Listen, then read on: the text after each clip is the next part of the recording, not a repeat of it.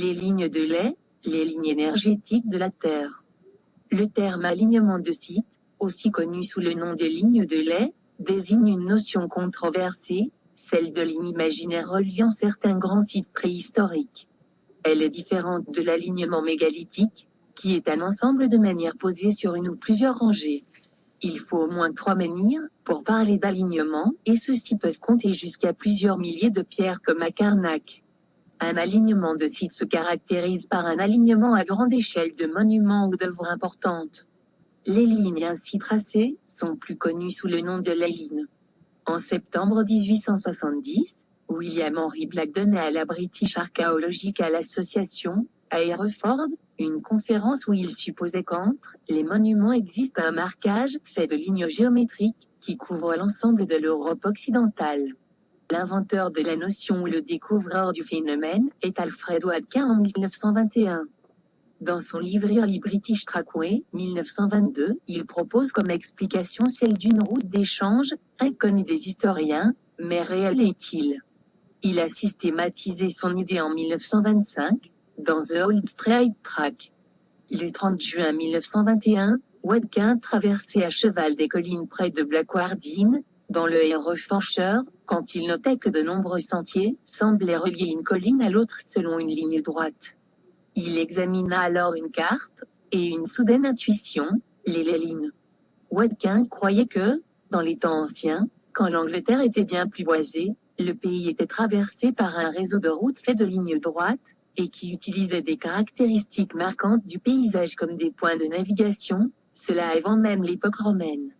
L'occultiste Dion Fortune, en 1936, dans son roman The Grateful God, a émis l'idée que les lignes sont des lignes de force reliant des sites préhistoriques. Il ne manque pas d'esprits originaux pour affirmer que ces alignements sont parfois des pistes d'atterrissage pour engins spatiaux de civilisations anciennes et inconnues, ou pour des ovnis. David Covan, 2004, et le mouvement New Age voient des lignes d'énergie terrestre. Le documentaire La Révélation des pyramides, basé sur des découvertes de Jacques Grimaud, affirme que les pyramides de Gizeh sont alignées sur un équateur penché de 30 degrés par rapport à l'équateur traditionnel, avec un certain nombre d'autres sites archéologiques comme l'île de Pâques, Machu Picchu, Ollantaytambo, la civilisation de Paracas, le pays d'Orgon et Mohenjo-Daro, s'inscrivant dans le cadre des théories pseudo-scientifiques sur la destination de la pyramide de Khéops. Waddkin mentionne une ligne allant de la montagne Skirrid à la pierre d'Arthur, Arthur's Stone. On cite souvent les lignes de Nazca. Becker et Hagen ont également fourni des coordonnées de points énergétiques par lesquels passent les lignes de lait. Ces points se trouvent aux intersections des lignes, et sont de 3 types, yin, point plutôt calme yang, point très énergétique équilibré, point entre le yin et yang. Dans certaines explications, il y aurait un rapport avec le noyau de la Terre, qui est de type planète tellurique. Le noyau contient un champ magnétique et une structure différente des planètes gazeuses.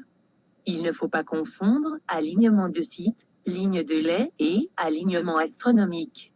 Cette dernière notion, elle aussi controversée, soutient que de grands monuments ou lieux de la préhistoire ou de l'Antiquité reflètent sur le sol des constellations ou astres. Par exemple, selon Slim Hassan et Robert Bauval, les 3 pyramides de Gizeh, en Égypte, reproduisent à terre les 3 étoiles du baudrier d'Orion. Ce genre de spéculation relève de l'archéoastronomie. Parfois il y a, à la fois, alignement de site et alignement astronomique.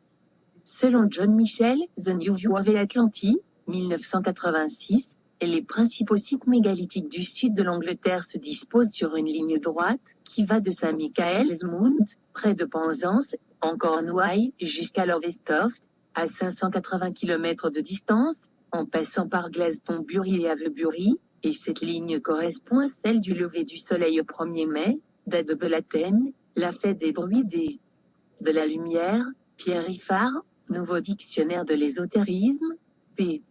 20.